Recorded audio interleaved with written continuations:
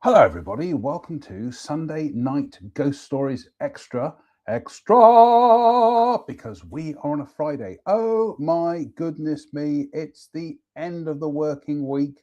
How did that happen? Anyway, here we are in the library. We do have the fire on tonight, but that's just for effect. What are we reading? We are reading the brilliant, absolutely fabulous Ghost Stations. One of the first ghost story books I remember buying. Goodness me, where was that? Whiteman's Bookshop in Bath used to have a downstairs section where the aviation and military was. And I was there back in checks notes. It was about 1988, 1990. Heard about this book, Ghost Station, saw it and thought, oh, I'm having that if you don't mind. Absolutely fabulous book. One of my favorite ghost story books.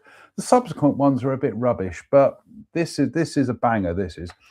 What are we drinking tonight? We, unfortunately, Home Bargains did not have my usual beers, so I got a nice can of Collier's cider, which we've had before, which is very, very nice. Not really.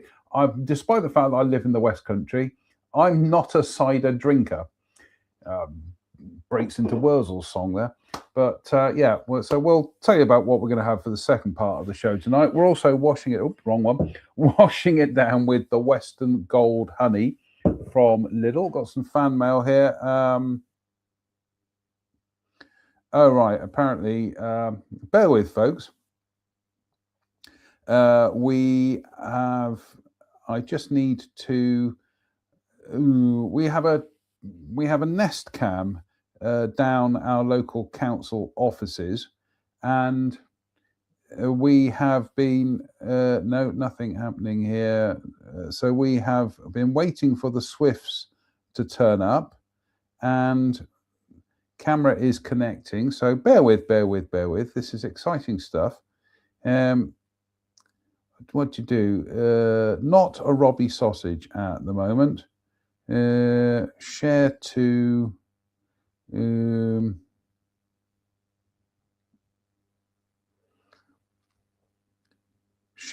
Share to.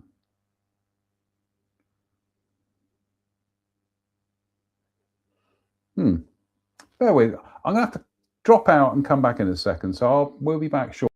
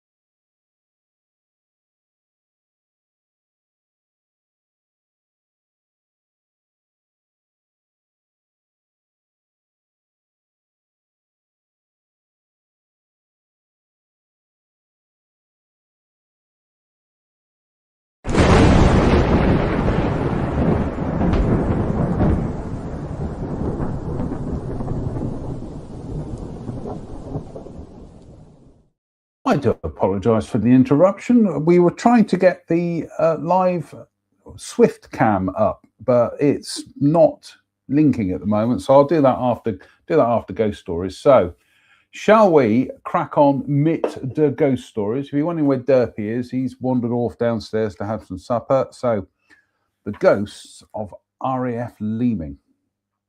In 1956, repairs were carried out to Royal Air Force Leeming's runways, the main one being considerably extended at its southern end to make it suitable for the higher performance Gloucester Javelin jet fighters, which were soon to be taken on strength by the Operational Conversion Unit. RAF Leeming in Yorkshire had opened in June 1940, and it housed the Whitley bombers of No. 10 Squadron. They were joined by No. 35 Squadron, which had reformed for the express purpose of introducing the new four-engined Handley Page Halifax bomber into operational service. As man and machine became bonded together, there were many fatal crashes in those early months. On the 23rd of August 1941, Whitley T-4234 was returning from a bombing mission over Le Havre when at 041 hours it crashed at Whittle Fell in the Yorkshire Dales. Pilot Officer Liebeck and Sergeant Fletcher were killed. The aircraft was descending through cloud in ignorance of the exact geographical position and flew into a hillside. Parts still remain and are blown about by the wind on the fell. Once operational, the Halifaxes took part in a daylight attack on the Gneisenau and Scharnhorst. They also bombed the Tirpitz and then turned their might on Nazi Germany. The Canadians arrived in 1942, number 419 Moose Squadron and number 408 Goose Squadron. The Canadians then arrived in 1942, number 419 Moose Squadron and number 408 Goose Squadron. They exchanged their Hamdens for Halifaxes and continued the nightly bombing of Nazi Germany. For the remainder of the war, Leeming housed Canadian squadrons, the main two being numbers 427 Lion and 429 Bison. Many returned from bombing missions badly shot up, only to crash in sight of the airfield. Harrogate Cemetery became the last resting place for many Canadians and other Commonwealth aircrews. On the 27th of February 1945, Halifax RG-347 of number 427 Squadron was taking off on a mission when a tyre burst and it crashed on one wing and the bomb load exploded. Number 427 Lion Squadron logged 3,328 sorties and in doing so lost 90 aircraft and 522 aircrew. Number 429 Bison Squadron logged 3,221 sorties with a loss of 71 aircraft and 451 aircrew. Both squadrons disbanded after the war. Post-war saw the arrival of the Operational Training Unit and the role of the station changed. Mosquitoes were the main aircraft up until the early 1950s. Post-war saw the work for the repairs and runway extensions was carried. Just seeing how long this chapter is actually. Get the feeling this is a good, right, okay. The work for the repairs and runway extensions was carried out by Robert M. Douglas Civil Engineering Contractors from Birmingham. It called for quite a sizable workforce, and one of the workers, and we haven't even had a beer yet, and one of the workers was Alan Harridance from Birmingham. He was employed in the transport section and was one of the first on the site. The contractors set up their own accommodation on the airfield and were given old wartime personnel quarters. These were large wooden huts complete with a large cookhouse. They had not been used since the war and were aging rapidly, but were still serviceable. The main station buildings were quite some distance from the contractors' huts, which were on the far side of the airfield. Behind the huts ran a stream, and being a keen angler, Alan Harridance was given permission to fish in the stream. He soon found that the quickest way to the stream was to walk down the perimeter and cut through the old bomb store, which was overgrown and disused. Broken concrete, old iron, and old bomb trolleys littered the area. Oh. We are going to have a quick swig of cider. Excuse me, though. Throat's getting a bit dry. One July evening, Harridance had fished rather late, and it was getting dusk as he packed up his gear.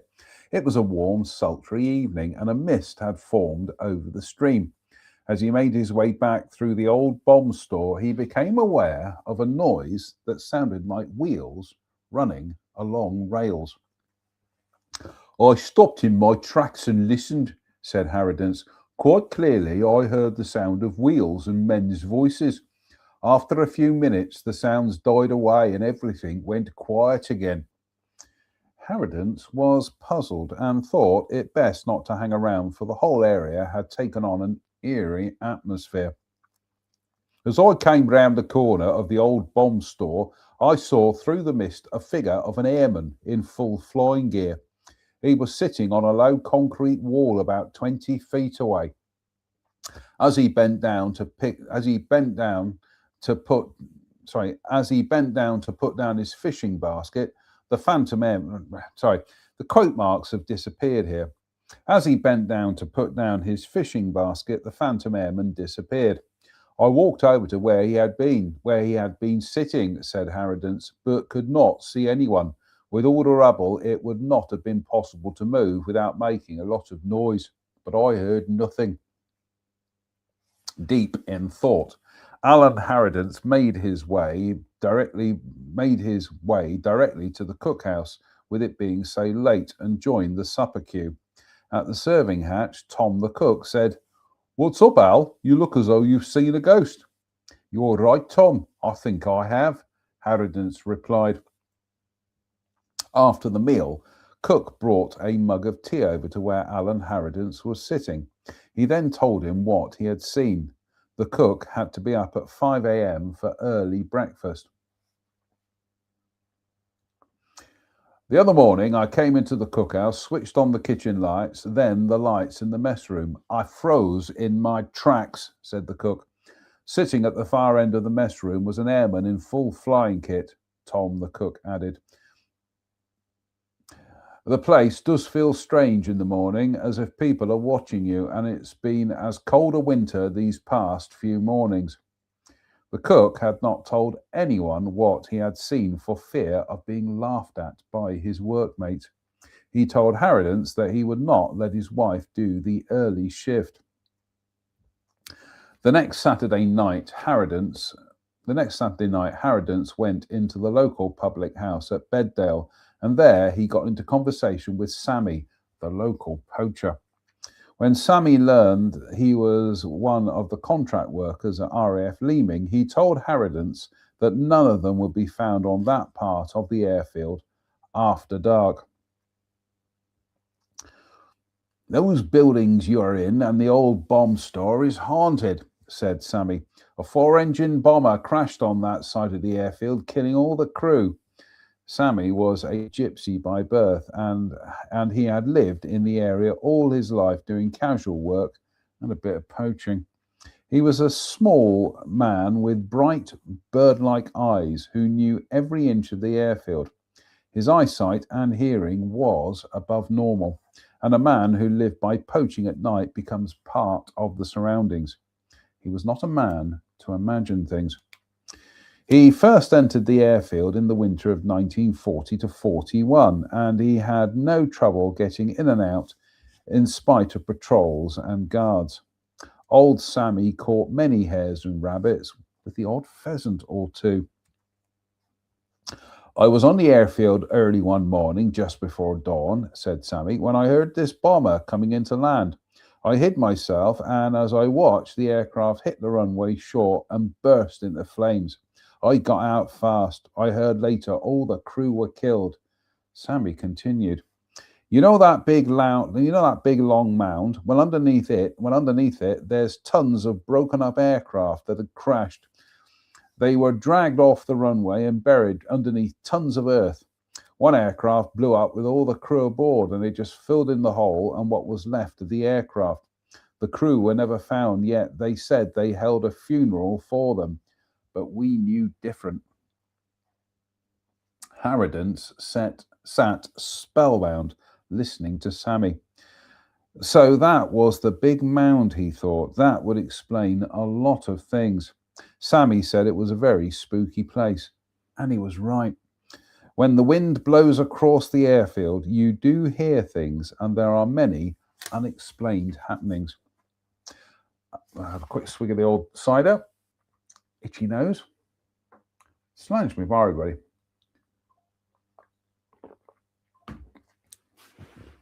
Just turn my notifications off. Thank you.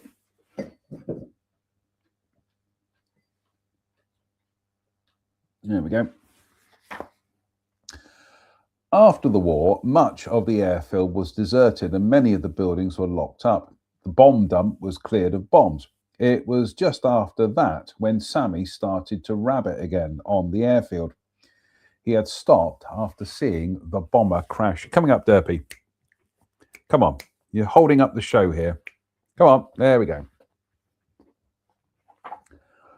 He was coming back one morning along the perimeter track with a sack full of rabbits and was pleased with his night's work. Suddenly, I saw what seemed to be a glow in the middle of the airfield, said Sammy. At the same time, I saw airmen in full flying kit walking from the glow towards me. Sammy continued. Then a breeze got up and the air seemed full of people talking. I was scared stiff and I dived for cover in the long grass. After a couple of minutes, I lifted my head in time to see the phantom flyers walk into the mound and just disappear. I looked over to where the glow had been, and that had gone too. The wind dropped and all was quiet. Right, Derpy, come on, come on. You are stopping the show in its tracks. Come on. There we go. There we go. Settle down. Whoops, a daisy. Whoops, a daisy. Oops. Now the book's fallen apart. Derpy, what have you done? Oh, dearie me. What did you do on Friday night? I tuned in to watch Sunday Night Ghost Stories Extra, but instead watched a confused man from Dudley juggling his cat on his knees. Right, are we settled now? No, we're not settled. Right. Sammy said he was very frightened and picked up his bag of rabbits and ran for all he was worth. He reached the hedge bordering the main A1 road and scrambled through and onto the road. I ain't been back there since, Sammy told Harridance. Many people have heard and seen things on that airfield. There are things that are better let be, Sammy added. What I have told you is the honest truth, as God is my judge, lad. About 2 weeks later, Harridance decided not to go into Northallerton with the others, but to spend the Saturday afternoon fishing. It was about 4:30, and an RAF policeman on patrol with his dog stopped to ask if the fishing was good. They talked for a while, and the policeman had a smoke. All the time they talked, the dog seemed restless. The policeman kept pulling the choke chain to stop the dog growling. It is always the same, he said. It is always the same, he said. The dog is always uneasy when patrolling this part of the airfield. In fact, I cannot get him anywhere near that overgrown mound. After the policeman and his dog had gone, Harridance felt very uneasy. I had the feeling of being watched, he said, so I packed up and left quickly. He never went fishing again. The next day, when Harridance went in for Sunday lunch, Tom, the cook, told him that he and his wife had moved out of their room from the back of the kitchen and had gone into one of the other huts with the foreman. We could not sleep for voices in the night, he said. I saw a group of airmen playing cards in the mess room. It was more than we could stand, he added. I'll be glad when the contract is finished and we can get off this haunted airfield. Many other workmen experienced many unexplained things. 2 fitters were working late one night on the concrete plant when they heard voices, and one of them thought he glimpsed an airman in flying kit standing near the electric lamps. They both refused to work out there again after dark. Finally, the contract ended and all the plant was dismantled. The site was cleared and the men left for other jobs. Alan Harridance went back to Birmingham to await another job.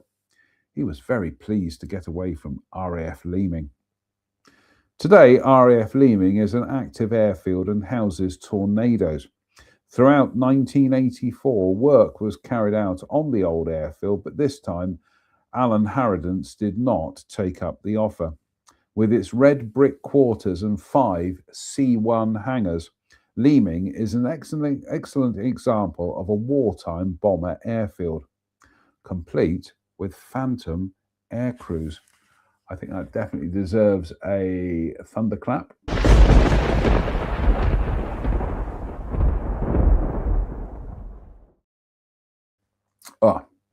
Cheers me beers, or cheers me ciders.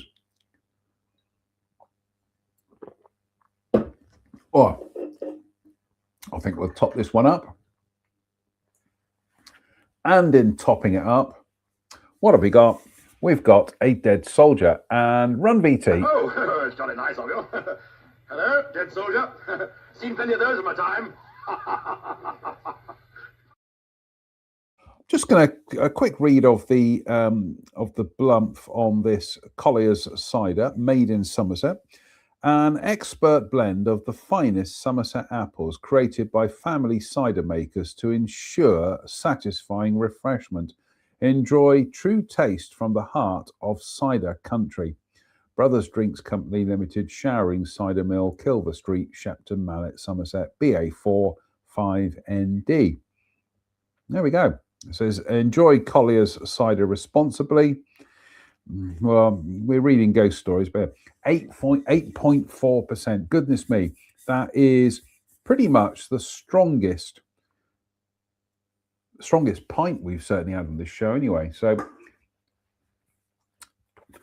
are we ready for a bump yet? Not yet. No, I think we'll keep the bumps for part 2 of the show. So the last goodbye. In preparation for the assault on northwest Europe, bombing attacks were made on road and rail bridges, rail centres and marshalling yards, radar stations and enemy airfields. The campaign against enemy airfields was to destroy maintenance and repair facilities rather than crater the airfield. Every airfield in the front line was constantly photographed. Flying Officer Billy Meeson and his crew from number 51 Squadron at Snaith in Yorkshire had bombed many pre-D-Day targets, and on the night of the 18th and 19th of April 1944, they were again in action. Their targets were airfields in northern France and the Pas de Calais area. At 23, Flying Officer William Billy George Meeson, number 135667 Royal Air Force Volunteer Reserve, was the oldest member of the crew. The youngest was just 19 years of age. Flying Officer Meeson was a tall, handsome man who was proud to be part of Bomber Command and serve with number 51 Squadron. This was a Yorkshire-based heavy bomber squadron of number 4 Group, and from November 1942 to the end of the war operated with Handley Page Halifax bombers. On the night in question, Meeson's Halifax had just bombed Nieres,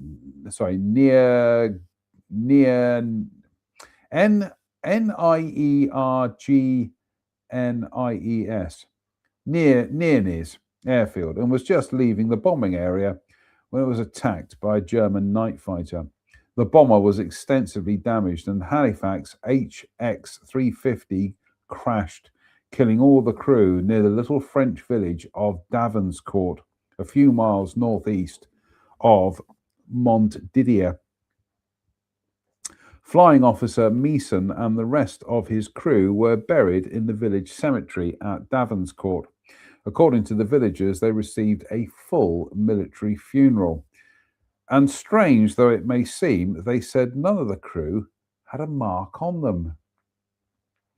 Late one night in November 1951, Mrs. Meeson was fast asleep in bed when she was suddenly awakened by a noise.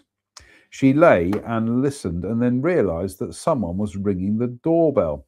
She lived in a large house in Edmund Road, Birmingham, and it had an old-fashioned pull bell on the front door. It was connected to what used to be the servants' room at the back. The ringing sounded again, and she shook her husband, who was sleeping through it all. With only a grunt from her husband, she quickly got out of bed and hurried down to the front door. I opened the front door, and there was a figure standing on the doorstep, she said. I stared for a few seconds, then I realized he was wearing a Royal Air Force officer's uniform. And then for some reason, I said, You're Billy, you're Billy. Oh, your mother will be glad to see you. He looked at me and then said, I haven't come to see mother. You are the only member of the family I have never met. Just then, my little boy came and stood by me. Is this Burns' son? Sorry, is this Burns' son? And I replied, Yes. Can't you stay a while? Billy replied, No, we're only allowed 24 hours to see what we wish, and then we must return. With that, Billy said a very sad goodbye and then disappeared into the night mist.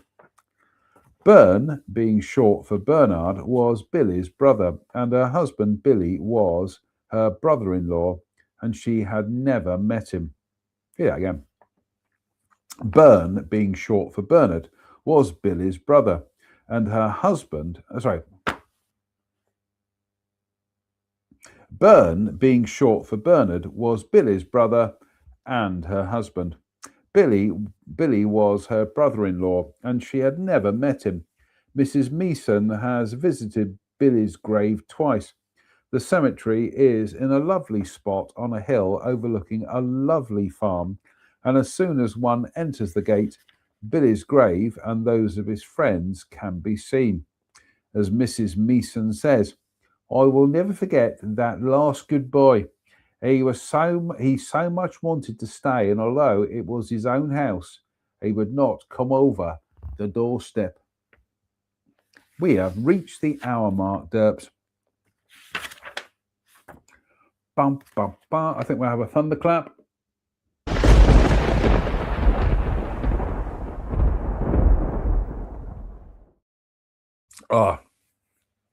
What to report today? Well, not much really. Bit of work this morning. One has to work, you know. And then from about 2:00 in the afternoon onwards, I thought, that's it. We will wrap up for the day. And I was outside doing some planting / weeding / garden work. What did we do today, Dirk? We sowed a couple of rows of beetroot. Exciting stuff. We've also sown some spinach in some terracotta pots. We planted some more potatoes. Got the beer burps coming up, folks. Here we go. The beer burps. 31 minutes and 6 seconds. We also planted up some more potatoes in some pots, tubs rather. I'm going to do some more of them over the weekend. I was hoping to go over to Laura's allotment this afternoon, but time got in the way. In fact, yesterday I did a very good session at Laura's allotment and planted some beans and some broccoli as well. So, in fact, that's one of the things I've got to do tomorrow is go down the shops and see if I can get some Hot Lips flower seed, because I've seen so many of them on the West Somerset Railway, and Reg and I have decided we need to grow Hot Lips. So, but that's been about it really. I'm just trying to think of anything else. Anything else, Derb? No. No, that's it. Right, wasabi. No, I can't find the wasabi mix. Would you believe? I get the funny feeling we finished it the other night. So, what we do have is some little Rivercote Japanese style rice Japanese-style mix rice snacks. A Japanese-style mix of seasoned rice snacks and coated peanuts. So, oh, these are lovely.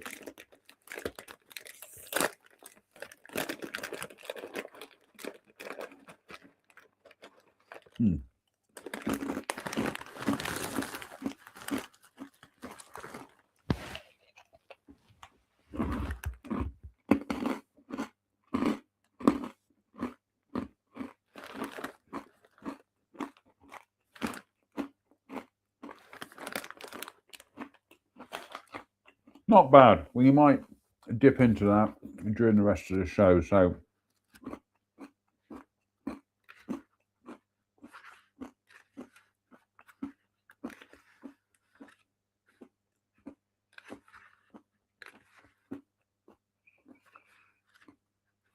right, let's crack on, shall we?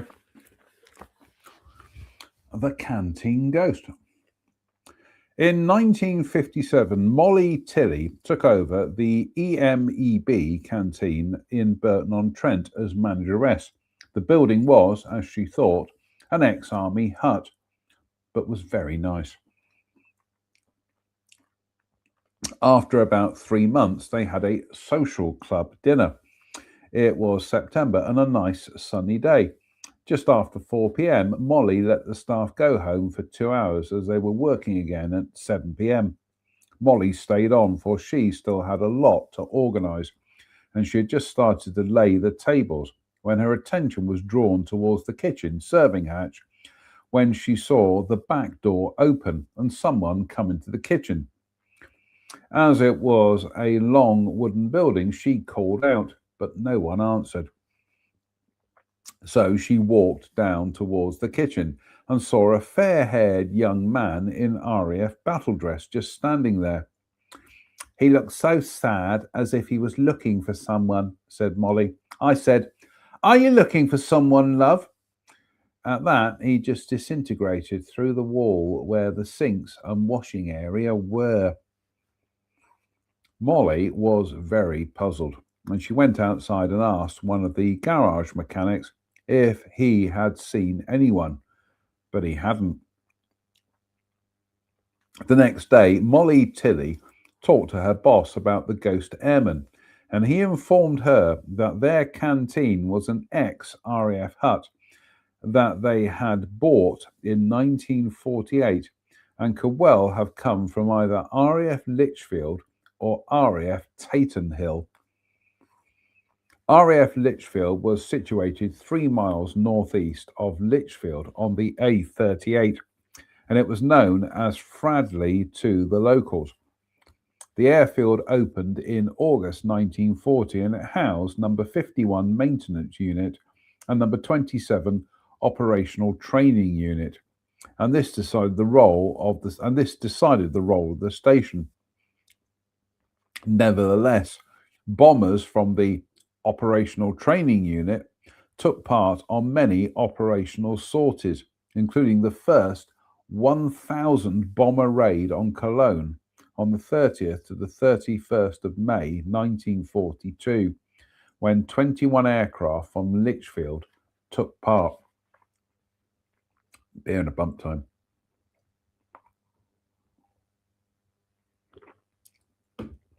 Oh, lovely.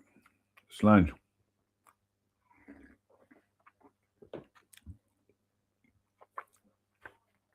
There were many accidents, and a fatal one was with Wellington L7815. The port engine caught fire just after takeoff, and the Australian pilot fought to bring the aircraft round to land, but it stalled, and the bomb load exploded as it hit the ground. There were no survivors. There were many other crashes, and 2 Wellingtons, BK672 and BK843, disappeared without a trace on the 14th of June 1943, when it was presumed they crashed in the North Sea. Even to this day, no trace has been found. RAF Lichfield saw much tragedy, and there have been many alleged sightings of a headless figure See story on page 146 in Flying Kit on the airfield. And there have been many ghostly incidents. Since the war, there has been much talk about that eerie aerodrome. Some airmen are buried in Fradley Village Church, which was the village nearest to RAF Lichfield. RAF Tatenhill was 4 miles west of Burton-on-Trent, and it served as a training station. Like so many training stations, there were many accidents. The airfield closed in 1947. Armed with the knowledge that the canteen was an ex-RAF hut, Molly Tilley talked to her staff about the ghost airman, and they decided to accept him if he came again. He did, many times, and they named him Blondie. I forgot what voice I did for her again. The ghost airman was not something one could see through, said Molly. He was quite tall, fair, curly hair, not golden, and was a nice-looking young man. His dress was either a battle dress or flying suit. It was grey with wings over his pocket. He never wore a hat, and he always had something in his hand, like a clipboard. Only one of Molly Tilley's staff was afraid of the ghost airman. When she saw him, she used to say, "Oh, Molly, he must have been killed. He is so nice." Doris was rather nervous about it all, and when the ghost airman appeared, she always shot out of the kitchen like a bullet from a gun. "I have often thought about ghosts," she said, "but to see one made me frightened, and I didn't like it." The only other person who didn't like the ghost airman was Fred Perkins. He was a canteen labourer who worked for Molly, and he didn't like the canteen at night. When they went to work early on dark winter mornings, Fred had a key, but he wouldn't go in until Molly arrived. She pulled his leg about it, with being a man and so nervous about it all. And he used to say, "You're such a good woman, Molly, kind and generous. I think our lad likes coming here." He must have done so, for the ghost airman visited regularly for the next 15 years. And Molly Tilley and her staff became used to him, particularly Molly, who, in a strange way, looked forward to seeing him. I had no feeling of fear at all, but when he came,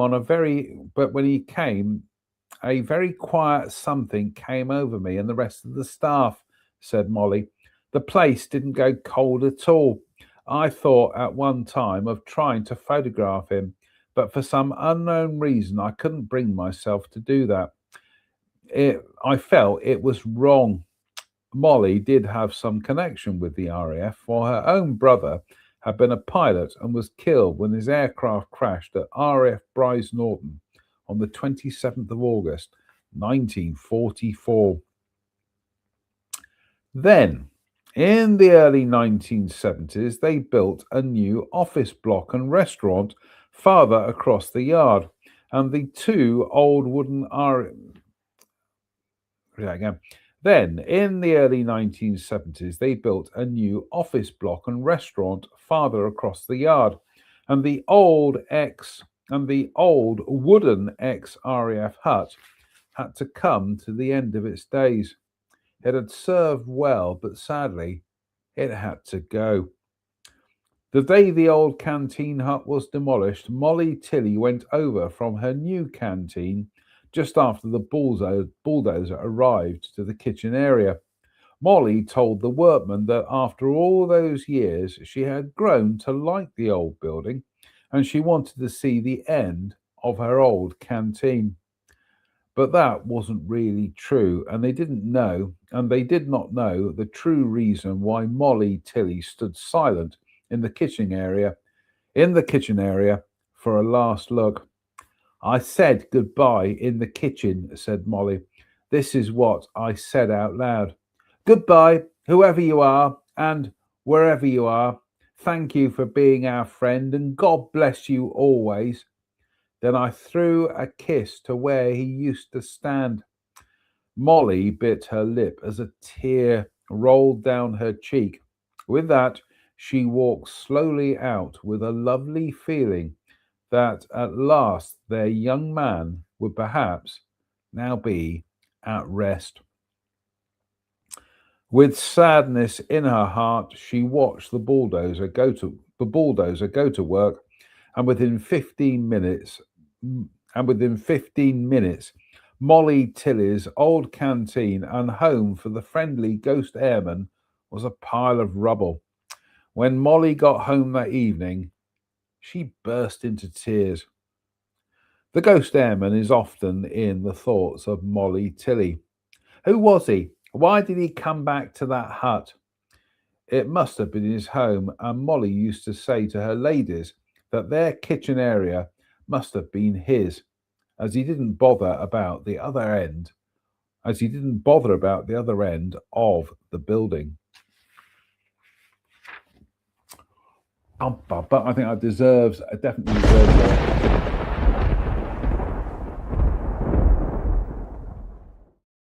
Oh, are we up to 43 minutes? I think we haven't even cleared the cider tonight. Goodness me.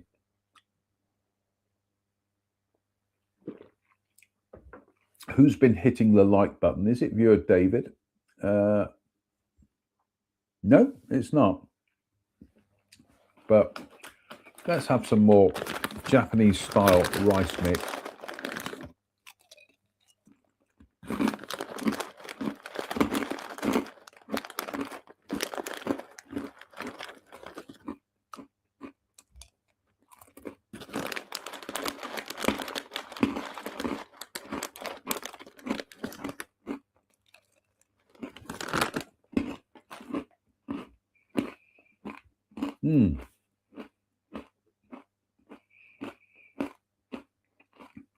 Cheers, me.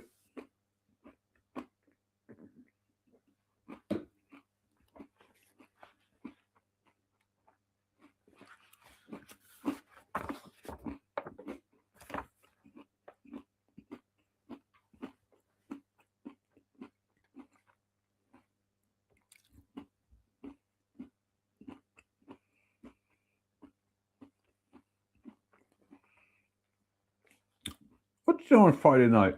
I tuned in to watch ghost stories, but instead I watched a confused man from Dudley with holes in his head eating Japanese style mixed rice snacks from Lidl. So, the jilted ghost. LACW, I get the feeling that's probably leading aircrew woman or aircraft woman. Rennie Glynn hurried along the road towards her billet, her coat collar up and head down in order to keep warm against the cold night. It was October 1944, and LACW Glynn was stationed at RAF Hawarden, a few miles southwest of Chester. At this period of the war, the airfield housed number 41 operational training unit for the role of the airfield was training. Rennie Glynn had arrived at Hawarden as an ACW-2 in January 1943 and worked as a cook in the airman's mess. She was then promoted to ACW-1 and 6 months later passed another test, and on being promoted to LACW was transferred to the officers' mess. The past 6 months have been hectic during the run-up to D-Day and just after. For in July 1944, over 1,000 American troops were flown out from Hawarden to Normandy in 59 Douglas C-47s. More Americans passed through Hawarden on their way to Normandy in August.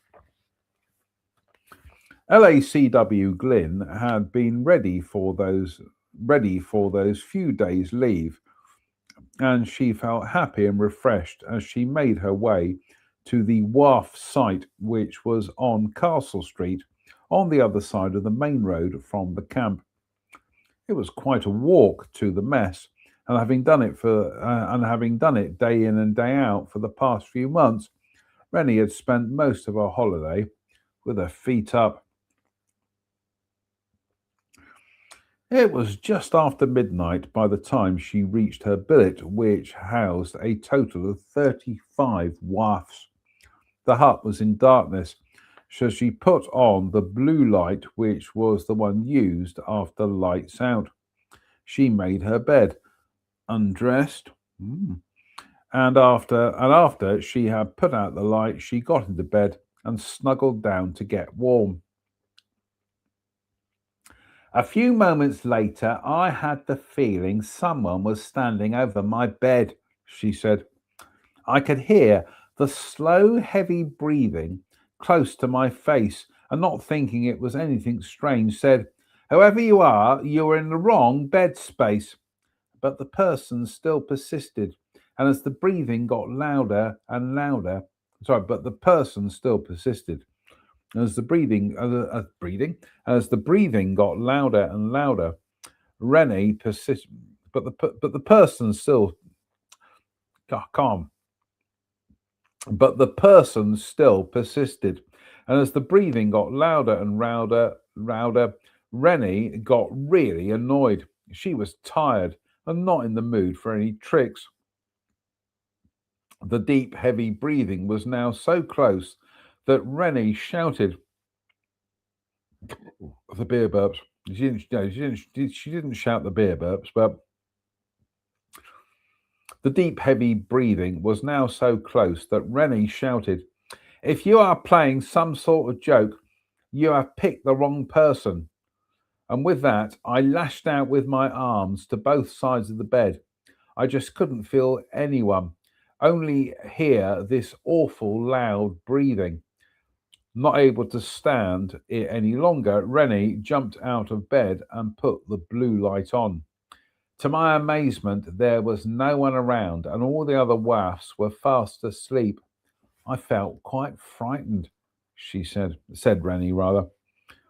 Over breakfast the next morning, Renee Glynn told her best friend, Josie, what had happened to her, and as she felt a bit foolish about it all, asked her not to say anything to anyone else. I hadn't imagined it. It was so very real. I am not a timid person and not easily frightened, but I knew it was but I knew it was all so strange and I felt very uncomfortable, recalls Rennie. A few days later, all the wafts were confined to camp for a kit inspection. It was a Monday evening, and after they had cleaned their buttons, polished their bed space, and other chores, one of the wafts produced a Ouija board and asked Rennie Glynn and her friend Josie to join in. They both did so, just for a bit of fun. After about 10 minutes, Renee Glynn received a message, but she didn't see anything. Strangely enough, the message she received did come to pass. They crowded round the Ouija board, and then suddenly one of the wafts asked if anyone had had a funny experience. As she told them all how she had awoken to hear this awful heavy breathing, panting, lustful breathing, and when she had put on the blue light, there hadn't been anyone there. I'll read that again.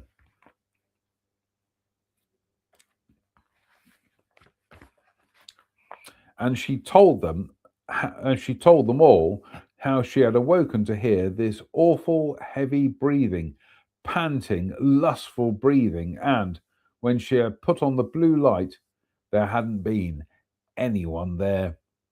Renee Glynn looked at her friend Josie in amazement. Then, to her surprise, two other wafts said that they had had the same experience. It was a frightening, haunting breathing, said one of the group. There was silence for a few moments, and the wafts looked at each other. Then one waft, who had been in the service longer than any of them, said, Oh, it is the ghost of an airman who was jilted, and he comes around here every night and looks at the wafts in their beds. Apparently, the billet was used by the wafts. Sorry, apparently the billet used by the wafts had previously been an airman's billet, and one airman from the billet had been engaged to a waft. They were about to be married, as happened so often in those wartime days. They were about to be married, but as happened so often in those wartime days, she met someone else, and the wedding was called off. This upset the airman so much at being jilted that he hung himself in the billet. Actually, he hanged himself, but there we go.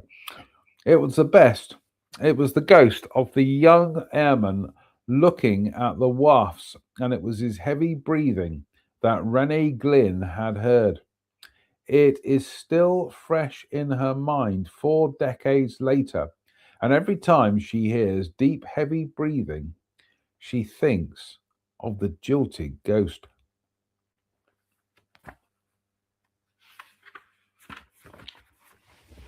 That definitely does deserve a thunderclap. Oh my goodness me, we're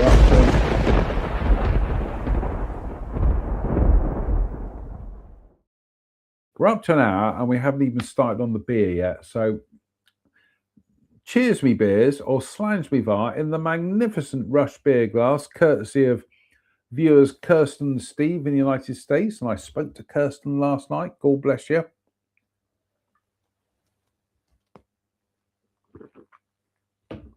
Oh, lovely. Slange. Oh, lovely. Oh, right. Part. Oh, Derpy. I've suddenly realised that my beer bottle openers are not to hand, which means I am going to have to disturb you. Oh, he's jumped off my lap. There we go. That's what we wanted.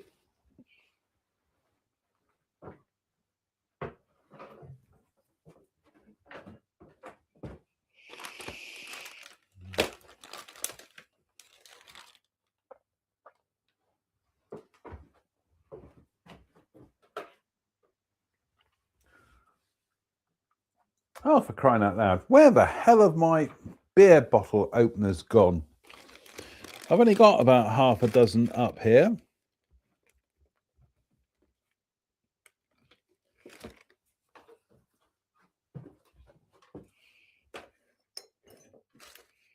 No, I found one.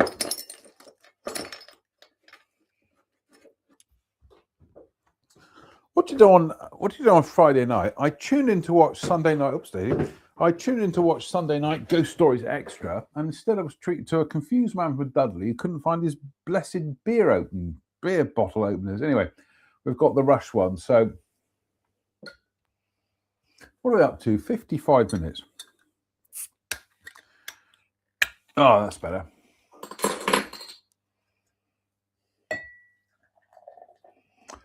So part deux of tonight's Sunday Night Ghost Stories Extra is the Harry Potter sounding Patronus beer from Lidl. But I don't think they drank beer at Hogwarts. Premium Weiss beer. We do like a white beer. Patronus Weiss beer. Just having a look. 5%, so it's not massively powerful. It absolutely just says wheat beer.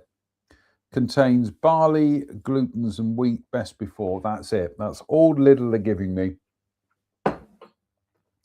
So we'll top up the Western Gold honey. And we'll have some warm wasabi mix as well. So, gosh, I'm hungry tonight. And we're just going to check the fan mail as well. Let's see what the fan mail has to say.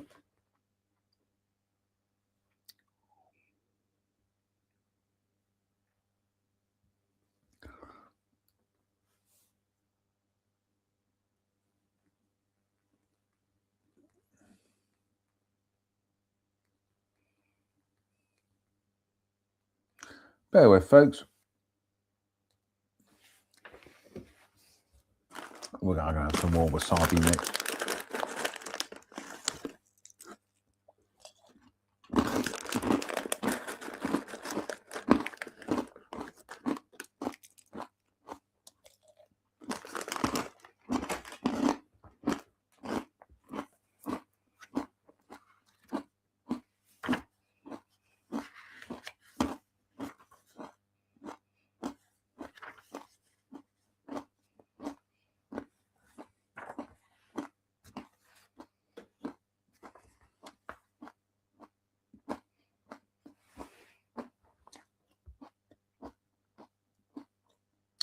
What did you do on Friday night?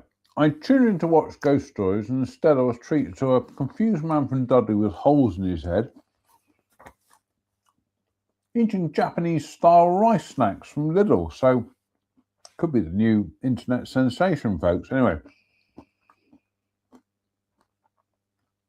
the ghost of Begumpet Airfield. During the Second World War, Sergeant Wilkie found himself many miles from home when he was posted to Begumpet Airfield in Seundabad, which was in the state of Hyderabad in south central India. Secundabad was one of the largest cantonments in India during the British regime. When Sergeant Wilkie arrived at Begumpet Airfield in 1943, it was being used by the Royal Air Force, and it housed number 1 Elementary Flying Training School, which was equipped with Tiger Moths. Its role was for training Indian cadets to fly. Pre-war, Begumpet was the private airfield of the Nizam of Hyderabad. De Havilland Rapids, for civilian use, also operated out of Begumpet Airfield, and it was also used as a staging post for warplanes en route to frontline stations for active service against the Japanese. He's shortened it to a racial slur, but we're going to fully the Japanese.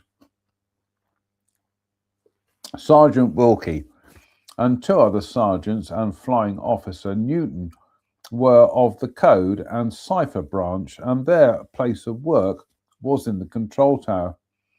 At the end of the airfield was a fairly large building, and to the left of that was a house which was occupied by the Nizam's chief engineer and his English-born wife.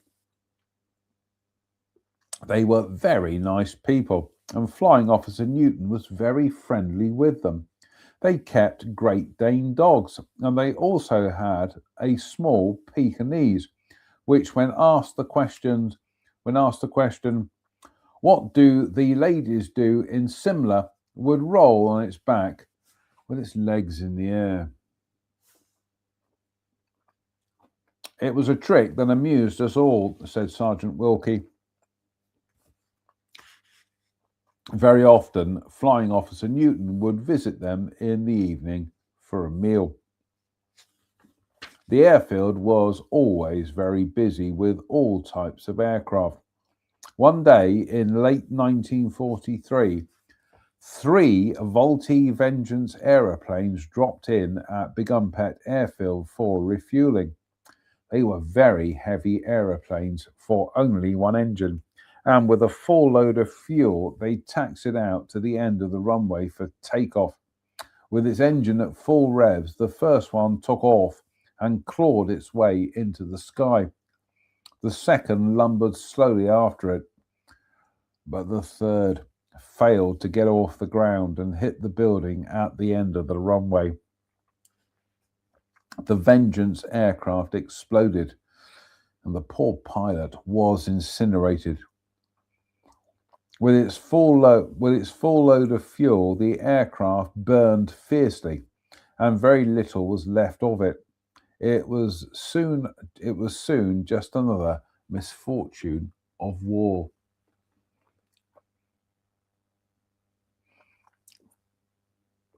when visiting the Nizam's chief engineer and his wife. Flying Officer Newton used to walk down the side of the airfield, and one night, about a week after the Vultee Vengeance crash, he saw a figure of an airman dressed in KD, with his flying helmet in his hand. I was very surprised to see anyone there, he said. Good evening, I said, and got the same reply. When he got nearer, he saw it was an American, who then asked him for a light for his cigarette. But whilst fumbling for his lighter, the figure disappeared. Flying Officer Newton was quite shocked by the event, but carried on with his visit to his friend's house. When he arrived, he was very quiet and pale, and they asked him if he was feeling all right. He then related his experience to them, and he was amazed to find out that they and their dogs had also been plagued with a presence, but had found no trace of anything. The dogs had been very restless and howling for 3 nights. The night prior to Flying Officer Newton's experience, there had been a knock at the door. The dogs had gone spare, but when opened, there was nothing or nobody there. Flying Officer Newton and the Nizam's chief engineer and his wife believed that the airman's death was so sudden that his spirit was taking its time before leaving this earth. That my officer believed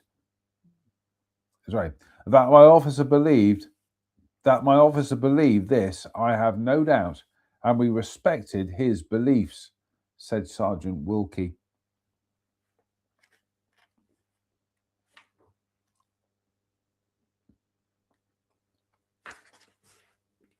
I get the feeling we've read the next ones, but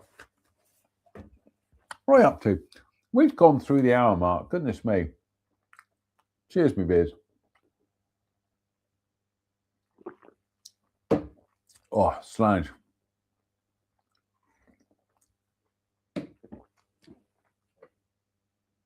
Let's top up the old beer. Nope. Oh, we've got some fan mail. Let's read the fan mail. It's all go tonight, folks.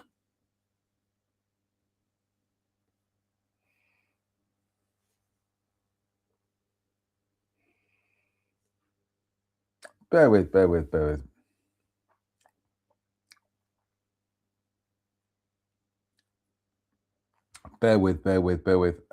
the beer reps again.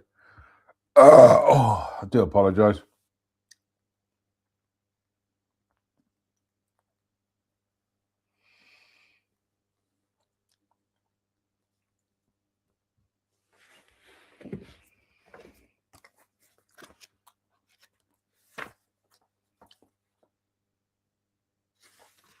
Now, I'm sure we read this one before, but we are going to read it again tonight. Because what happened was we were reading Ghost Stations, and for some reason I managed to lose my bookmark, jumped ahead a few pages, and anyway, the unmade telephone call. During the dark days of 1940, Britain was fighting alone. When Holland, Belgium, France, Denmark, and Norway were attacked and occupied, that brought North Weald's fighters into the front line. At the beginning of the Second World War, the airfield was equipped with 2 paved runways and was one of the first fighter airfields in the UK to have them. The squadrons at North Weald in 1940 were numbers 56, treble 1, 151, 25, 249, 46, and 257, the latter being led by squadron leader Bob Tuck. They had been in the thick of it during the Battle of Britain, and North Weald had also been at the receiving end. In August, number 56 Squadron had lost. In August, number 56 Squadron had lost 11 aircraft in 5 days of hard fighting. 56th Squadron is, I believe, the Firebird Squadron. Flew Lightnings in the 1950s. Anyway, blah, blah, blah. By the 27th of September 1940, the worst was over, but it was still an uphill fight. A fighter squadron was just returning to base from operations over the English Channel. All landed safely except for one Spitfire, which was in a very badly shot-up condition. The crippled Spitfire eventually managed to make it back to the airfield at North Weald. With it being long overdue, the duty air traffic controller had ordered the usual emergency drills and, over the radio telephone, had instructed the pilot to land just where and how he felt, just where and how he liked. But there had been no reply, so presumably he was subsequently, as was subsequently proved, the Spitfire's radio had been put out of action by enemy bullets. The fighter swung into some sort of approach and, with wheels up, made a belly landing on the grass at the side of the runway. However, the aircraft struck a dip in the ground and turned over. Seconds later, it burst into flames. The alerted crash crews were soon on the scene, and they managed to pull out the pilot with complete disregard for their own lives. The pilot was conscious, but, having lost a lot of blood through bullet wounds, was on the point of passing out. He was placed in the ambulance and rushed over to the operations room, as he had insisted on seeing the controller before being taken to hospital. The wounded pilot was laid gently down on a settee, and after a quick examination, the squadron doctor decided he could be left for a few minutes and went next door to fetch the senior controller, who was debriefing the other pilots. The squadron doctor had only been gone for a few seconds when there came the sound of heavy footsteps being dragged across the floor, followed by a crash, then a heavy bump. The doctor and the senior controller rushed back into the room, only to find the fighter pilot slumped on the floor next to the desk. The telephone was off the hook and dangled on its cord to the floor. He had died trying to telephone someone.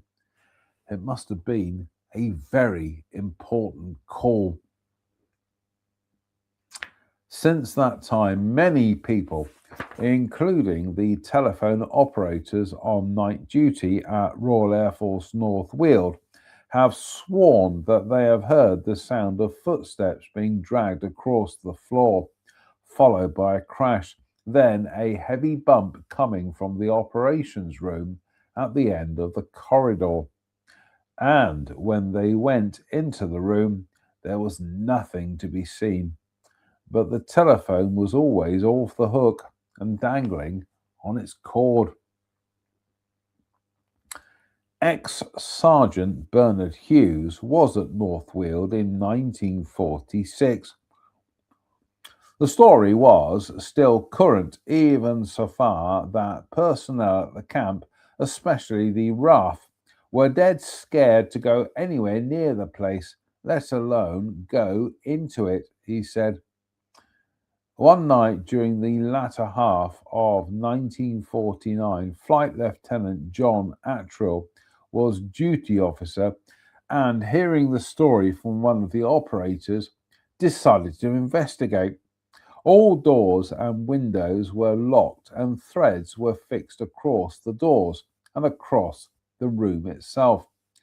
They sat down to see if anything happened. At about midnight, there was a slight sound. I raised my finger to my lips for silence, said Flight Lieutenant Attrill, and quietly opening the door, There it was, dragging footsteps, a crash, then a heavy thump. With that, we rushed down the corridor, unlocked the door, and rushed in. Nothing. All was quiet, but the telephone was off the hook and dangled on its cord to the floor. The last call was still not made.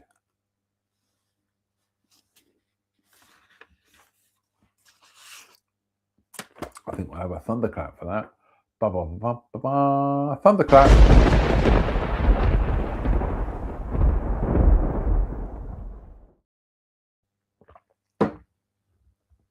Oh.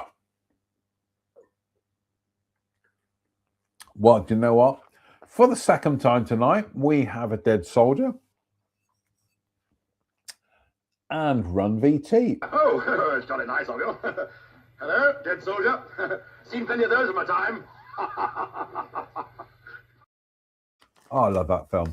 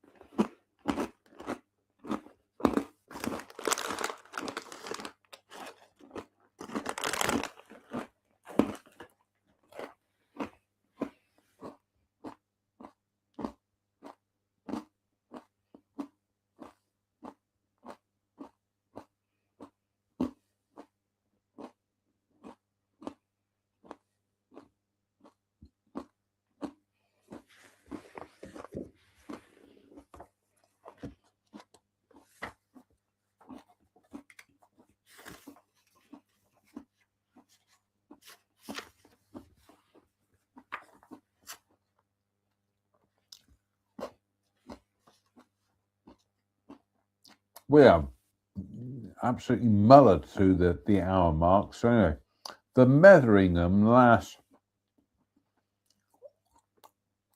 Today, very little remains of Royal Air Force Metheringham in Lincolnshire. The hangars have gone, and only a ruin marks the position of a once busy operational tower that was the lifeblood of the station. RAF Metheringham was one of many airfields constructed for No. 5 Group Bomber Command. It opened in October 1943 and it housed the Lancaster Bomber Squadrons and No. 106 Squadron for the duration of the war. The squadron took off nightly on their mission of death and destruction. No. 106 Squadron disbanded at Metheringham in February 1946. Its last mission of the war was on the 25th to 26th of April 1945. During those 18 months of war, No. 106 Squadron won a total of 267 decorations, including the Victoria Cross by Sergeant Jackson, and had lost 187 aircraft. Many brave young men perished in the night skies over Nazi Germany.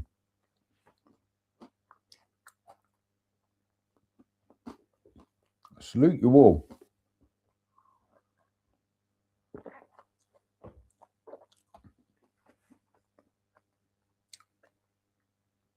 This once busy wartime bomber airfield has reverted back to agriculture. One runway and all the eastern section of the perimeter track have been converted into public roads. It is the scene too of hauntings by ghosts of those killed in action. It is not too hard to imagine them as one stands in the gathering dusk on the old perimeter track. With a gentle breeze, one might even seem to hear that once familiar roar of Merlin engines. The ghost of a beautiful lady the ghost of a beautiful young lady in her late teens has been seen many times near the old airfield site at Metheringham. It is always after dark and between 9:30 and 10 p.m. She is seen standing in the road that was once part of the airfield, wearing a pale green coat with a grey or light blue chiffon headscarf tied over her russet-coloured hair. Pinned to her lapel is a metal type Royal Air Force Wings badge.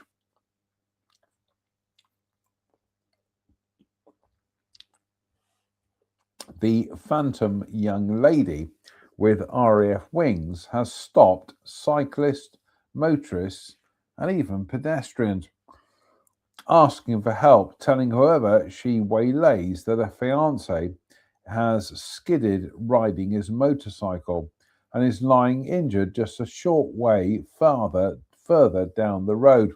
The ghost is said to waft the fragrance of lavender. Whoever is lucky or unlucky enough to be accosted by her. The apparition appears solid, not ethereal, when witnessed, also quite ordinary. We haven't got to the end yet, but we are going to have a bit more of a beer and a bump. Science remark. Oh, lovely. In the magnificent United Federation of Planet Shot Glass, again, courtesy of viewers Kirsten and Steve in the United States. Slange. Oh, lovely.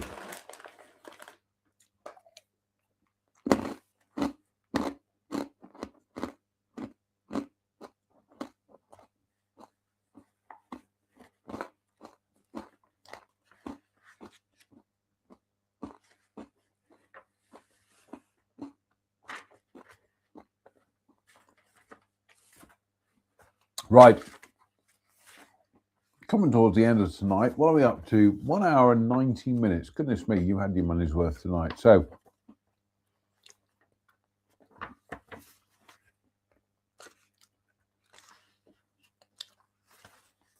another 4-pager here, but there you go. The Montrose Ghost. Montrose was first occupied by the Royal Flying Corps early in 1913, with No. 2 Squadron under the command of Major C.J. Burke moved north from Farnborough.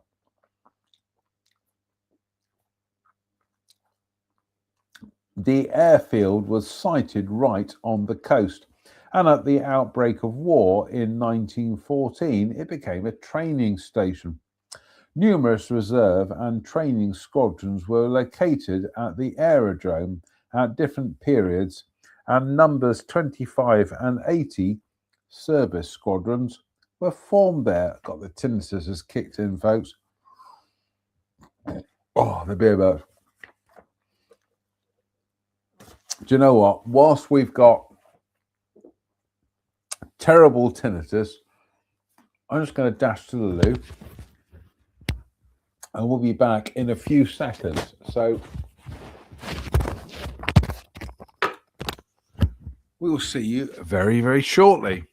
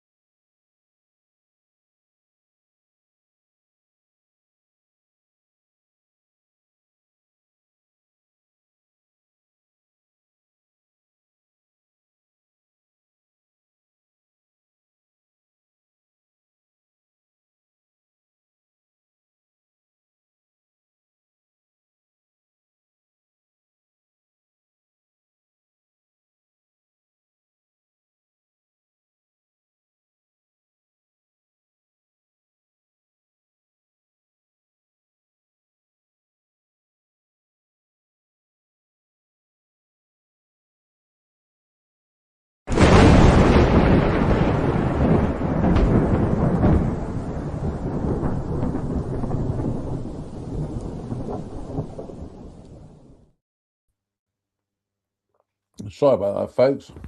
I need to go and visit the little boys' room. So,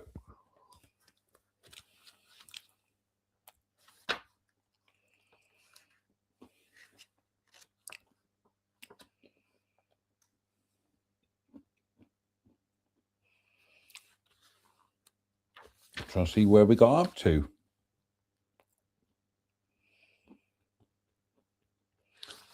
The Metheringham Lass.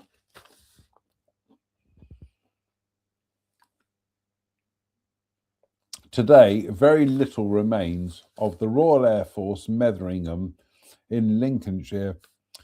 The hangars have gone. Only a ruin marks the position of a once busy operational tower that was the lifeblood of the station.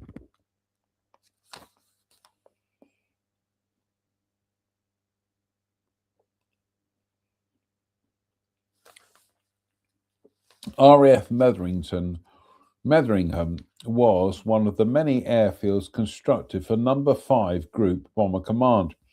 It opened in October 1943 and it housed the Lancaster squadrons of No. 106 Squadron for the duration of the war.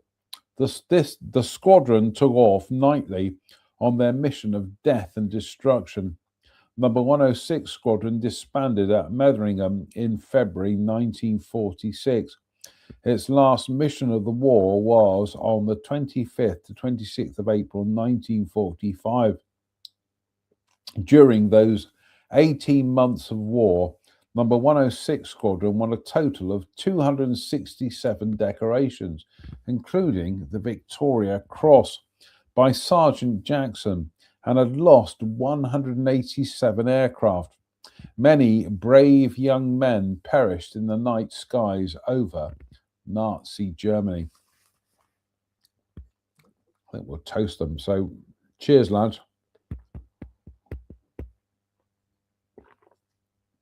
Oh, in the magnificent Rush shot glass, your good health. Ah.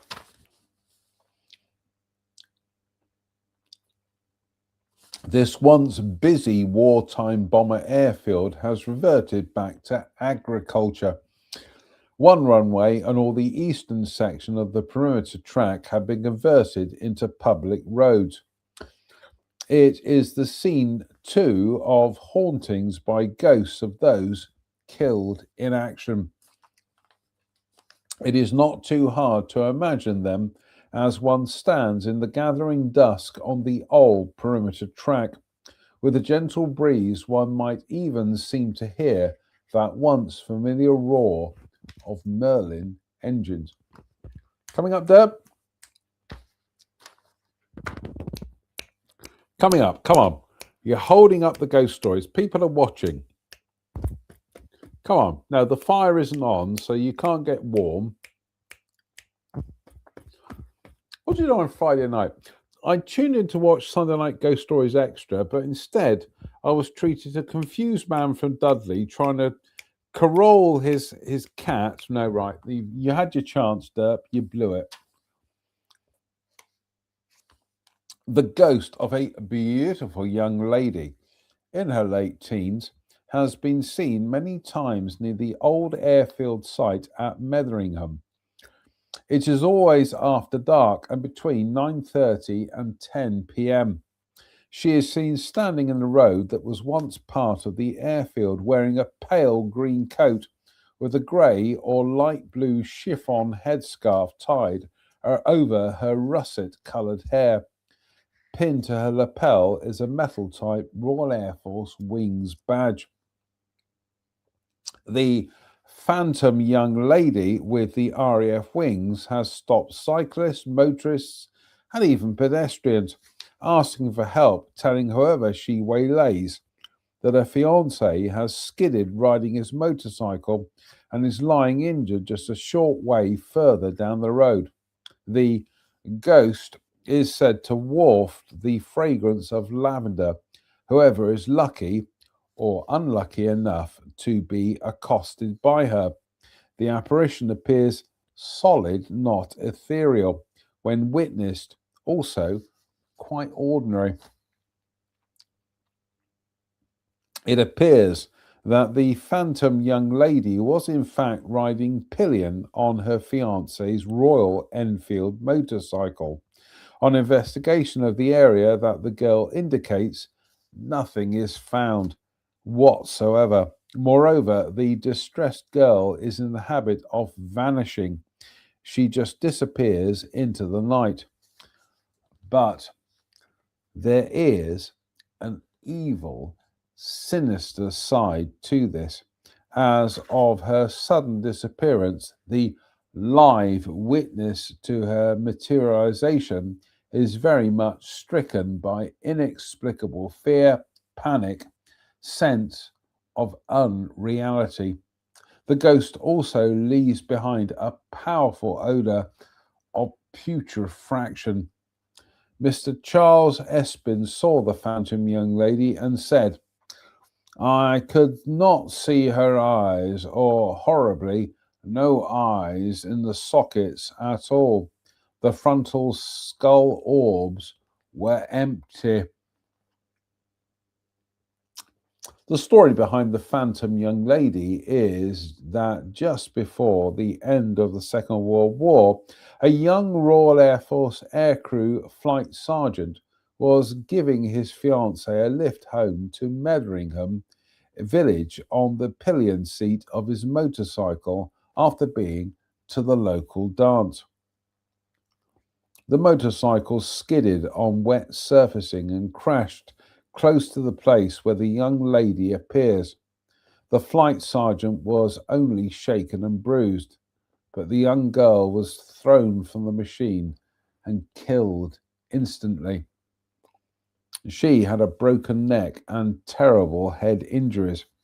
The two were due to be married, and she had already ordered the wedding dress. She had already ordered. The two were due to be married, and she had already ordered her wedding gown. The ghost is said to be that of a young woman named Catherine Bystock, who lived in Horncastle and was 19 years old when she was killed. At Metheringham RAF station, the RAF personnel were very reluctant to go anywhere near that part of the airfield after dusk. It is still so today, even with the airfield abandoned and in ruins. I think we deserve a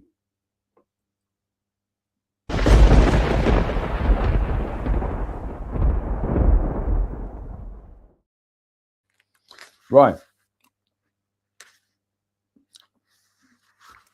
We've got a great big long one now, Mrs.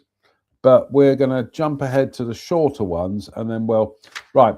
So when we pick up on Sunday Night Ghost Stories on a Sunday, we will pick up on the Montrose Ghost. So remember that for next time, folks. But we are going to jump ahead to some of the shorter ones for tonight. So we're going to have some more wasabi mix.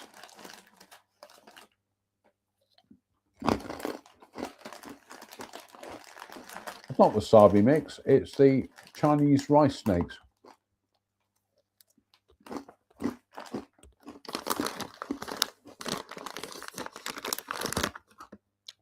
Japanese style mixed rice snakes. That's what we're looking for.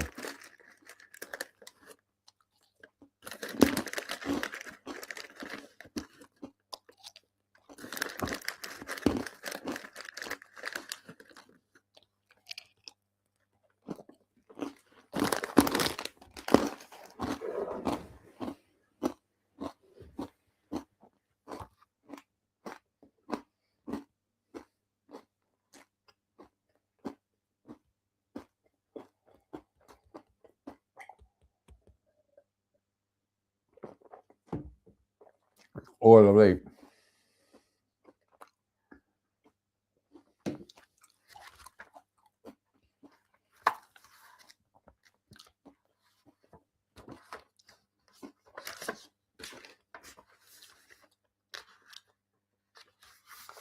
possibly the last dirt for tonight. So, the Spittlegate Spirit.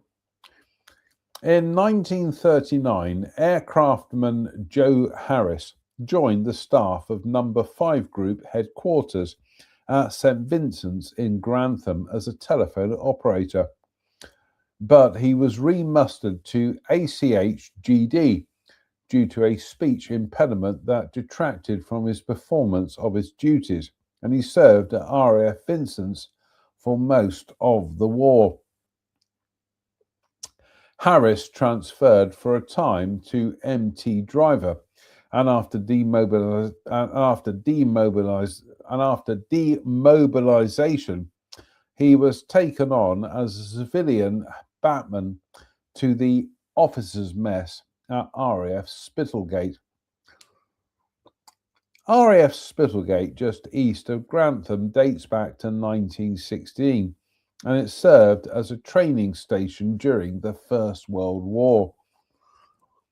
During the post-war period, it remained an active airfield, and at the outbreak of war in September 1939, the station's strength was 927 personnel. It was still a training station, and it remained in this role for the duration of the Second World War. Spittlegate continued to be used by the post-war Royal Air Force, but its days were numbered. Throughout the war, it had remained grass-surfaced with only temporary steel mesh runways. These were not suitable for the new breed of jet aircraft, and in February 1948, the airfield lost its last flying status. The airfield lost its last flying status.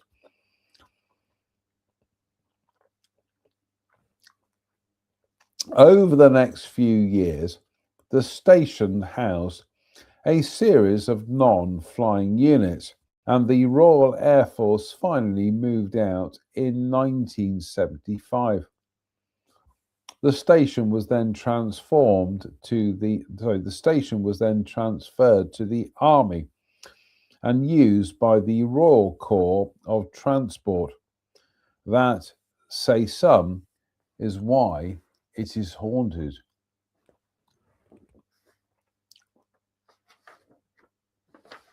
I think we'll have a quick swig of the old beer.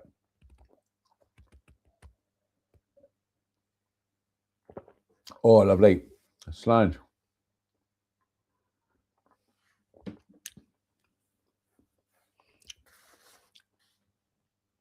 Nothing unusual happened in the officers' mess until after the Army took over Spittlegate. Then, according to Mrs. Pat Miller, officers' mess manageress, Joe Tiny Harris made his presence felt. Two senior officers reported seeing a shadowy figure in their room. In the mess, lights were mysteriously switched on and off. The beer burps again. Do apologise. On one dining-in night, candles jumped from their holders, and many mess staff were terrified to go into the annex of the mess where Tiny Harris used to work. One officer admitted to cold shivers down the spine when he felt an unseen presence in the mess. He was alone. He thought. On another occasion, an officer reported that he heard marching feet outside his room, and on going into the corridor, could see nothing. He also heard aircraft engines running onto the airfield, despite the fact that no aircraft had operated from Spittlegate for years. One theory is that Tiny was disturbed because the army had moved into the mess which he had associated with his service with the Royal Air Force. That's the end of that one. Right. Unmorphed tonight. Goodness me, hour and 40 minutes. So slammed me though.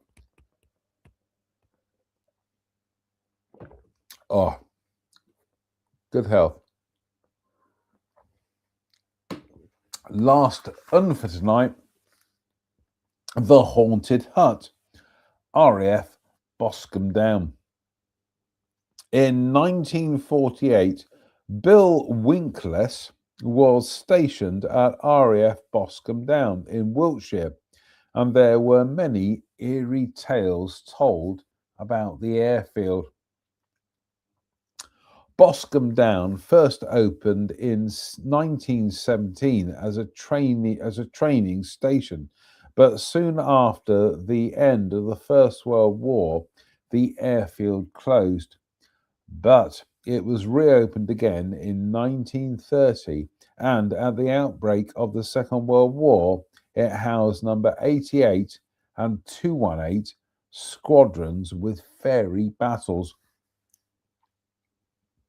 Throughout the war, the main role of the station was with the aeroplane and aircraft establishment.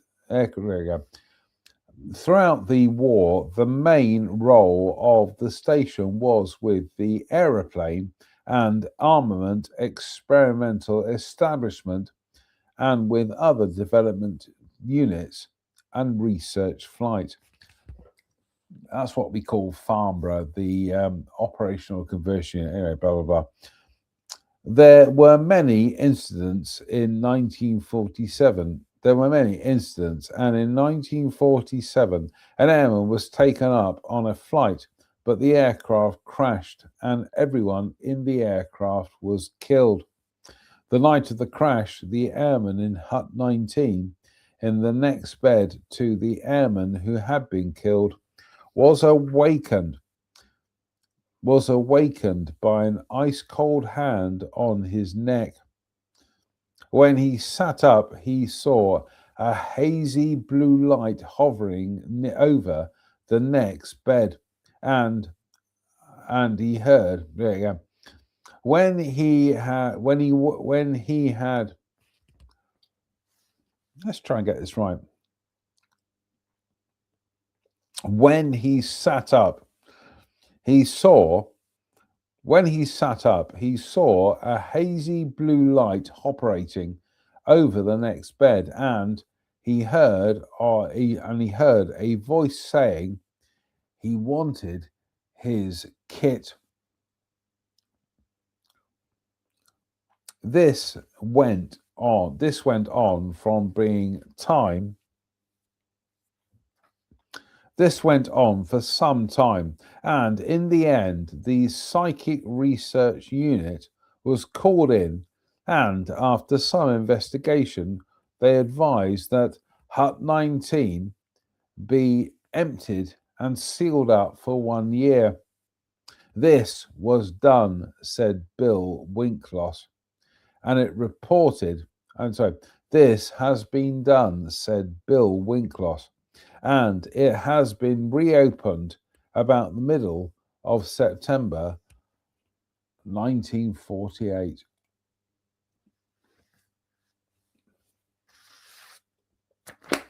That's it for tonight, folks. Oh my goodness me, we need some supper. Don't know where Derp's gone. Where have you gone, Derp? Anyway, cheers, me beers.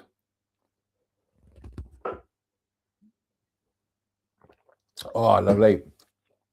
Slange me bar. Oh, lovely. So, fingers crossed, we'll be back for Sunday Night Ghost Stories Extra on a Monday. But until then, it behoves me to say thank you for watching. Why not? What else are you going to do on a Friday night than watch a confused man from Dudley with holes in his head, drink ghost stories, and read alcohol?